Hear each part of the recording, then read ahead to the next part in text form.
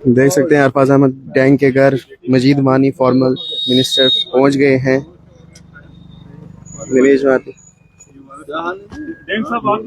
देख सकते हैं लोग आते ही जा रहे हैं। फॉरेन मिनिस्टर मजीद वानी जी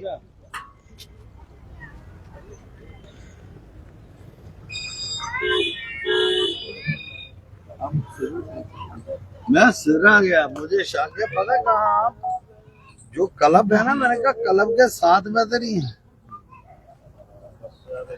देखो ना सर, ये सिलेंडर यहाँ पे अभी पड़ा, सामान सारा, बच्चों की किताबें बैग सब इसी में पड़ा हुआ है। ये सिलेंडर नीचे नहीं रखे, पे निकलवाओ। नहीं सर, इसमें गैस निकाल दी है हमने। अच्छा ठीक है, लगा के इसको करेंगे। ठीक। ये अफसोस की बात है, हमेशा सामान निकालने पे कम। ये कौन थे? ये सर पुलिस थी, जेडीए, रेवेन्यू डिपार्टमेंट के कुछ लोग थे। अचानक से एकदम से मतलब को 2-2.5 हज़ार बंदा आ गया। तो अरफाज डैंग का घर है, तुम यहाँ पे रहते हो, जमीन का तो कोई मसला ही नहीं। पिछले 40 सालों से हम यहाँ पे रह रहे हैं, आज तक कोई मतलब नोटिस नहीं, कोई बात नहीं, कोई कुछ नहीं। अचानक से मतलब क्योंकि मैं यहाँ पे रह रहा हूँ।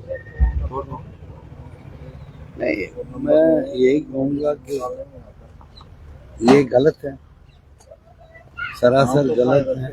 इतना सारा पोर्शन तोड़ने के लिए फिर 4 वो मशीनें लाई थी, 4 मशीनें। हाँ, पॉकलैंड की क्या एलएनटी बोलते हैं उसको, वो लेके आए। इतना सारा पोर्शन तोड़ने के लिए इतना क्या था इधर, और इतना आपको मतलब रास्ते बंद करने वाला, मतलब डिटेन करने वाला। एज अ जर्नलिस्ट मैंने उनको कहा, यार आपने तोड़ना, आप आए हो तोड़ने के लिए से, आप तोड़ दो।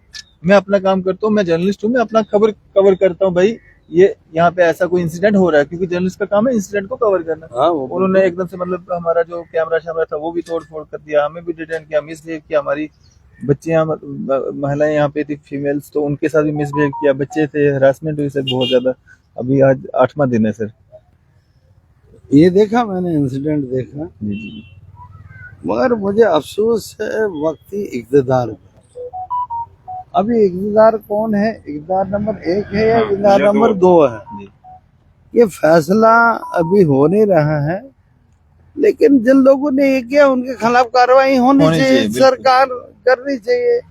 कि किसी की अजारादारी थोड़ी, जागीर थोड़ी है किसी की, कोई आदमी उठेगा और यहाँ तोड़ फोड़ करेगा।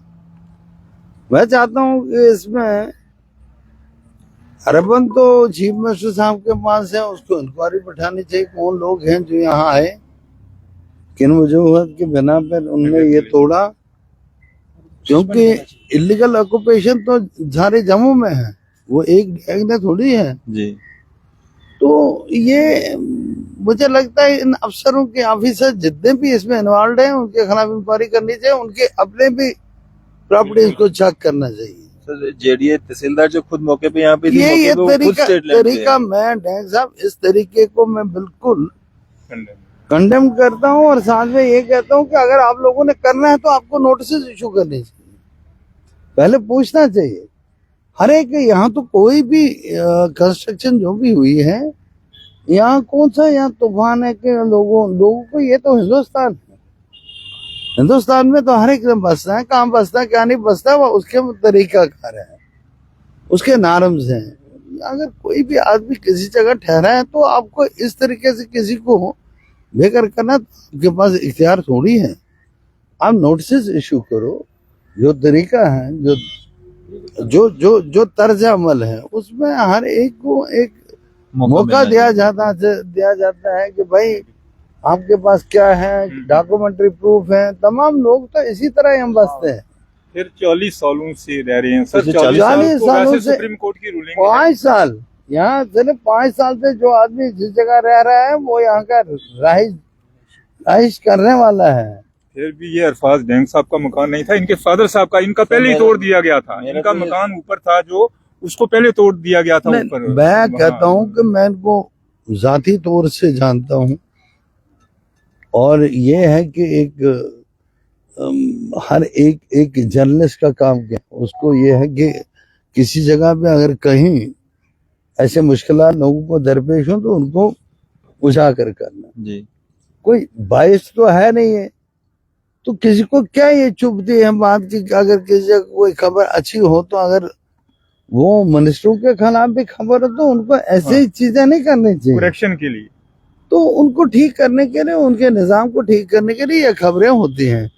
मगर मुझे अफसोस है कि मैं भी रहा हूँ, एमओएस रहा हूँ यहाँ हाउसिंग एंड अर्बन डेवलपमेंट में, लेकिन मैंने ये तरीकाकार कभी नहीं देखा। ये यहाँ थोड़ी है, ये हिंदुस्तान है।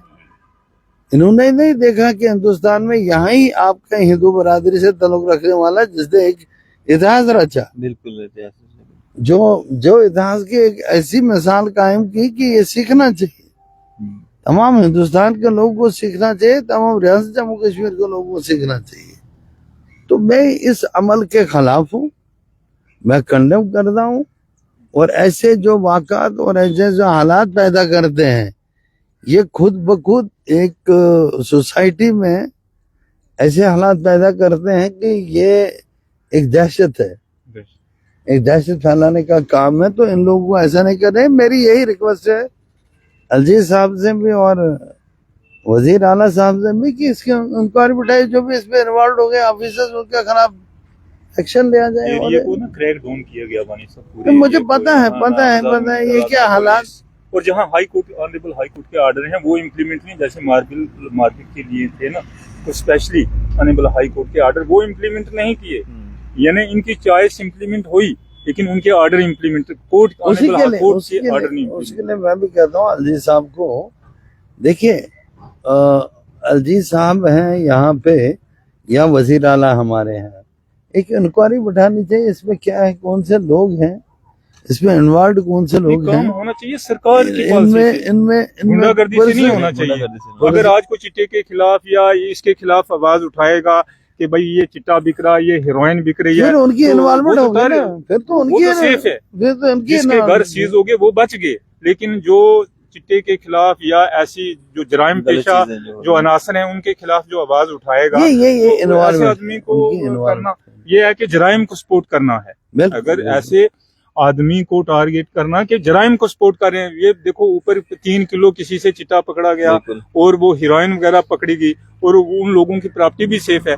ऐसे लोगों को कम से कम ये जो इन्होंने ये जो सर एक्ट बनाया है ना, ये PSA का, ये तो नॉर्मल सा उनके टिल लाइफ उनको होनी चाहिए, उनकी जमानत ही नहीं होनी चाहिए। कम से कम 10 साल तक जो लोग ये नशे में काम कर रहे हैं, ड्रग्स में, 10 साल तक उनकी जमानत नहीं होनी चाहिए।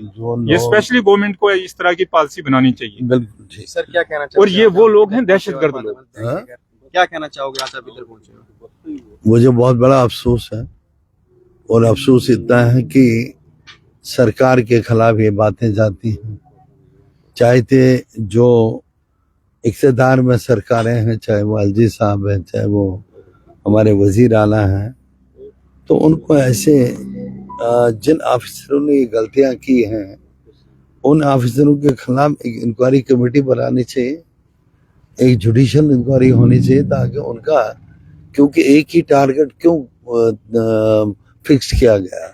बहुत सारे लोग यहाँ और भी हैं।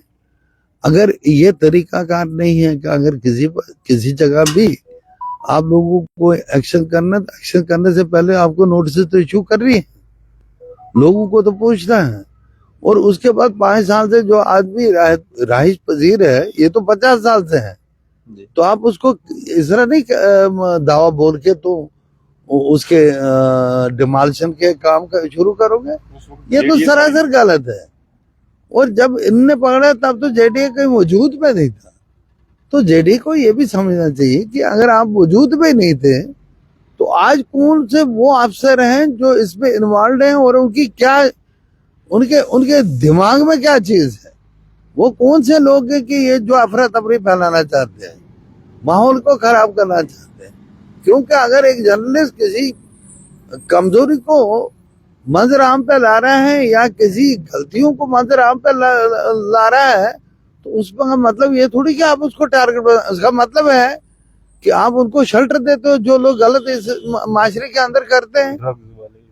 कोई भी आदमी हो, चाहे वो कोई भी तबका हो, जो माशरे को खराब करने में जिनका अहम रोल हो, अगर उनके लिए आप किसी आम जर्नलिस्ट को एक उजागर करने वाले इश्यूज जो जर्नलिस्ट करता है उसके खिलाफ बोलते हो, उसके कार्रवाई के, इसका मतलब तुम उनको शेल्टर देते हो। तो इस ज़मन में मैं गुजारिश करूंगा एलजी साहब से और वजीर आला साहब से कि इस पे एक इंक्वायरी उठाई जाए। दूध का दूध, पानी का पानी आपके सामने आ जाए। क्या ये एलजी साहब के दफ्तर से कोई ऑर्डर निकला है?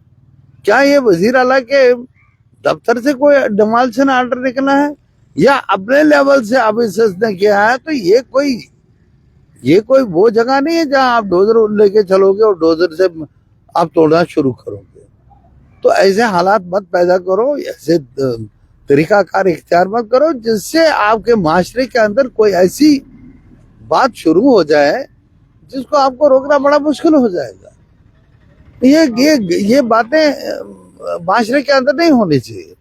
आज भी एक मिसाल पैदा की है, यहाँ पे एक हिंदू बरादरी के आदमी ने ये तो इतिहास एक पैदा किया, ये तमाम हिंदुस्तान में एकता को पैदा किया, एकता की मिसाल जिंदा की।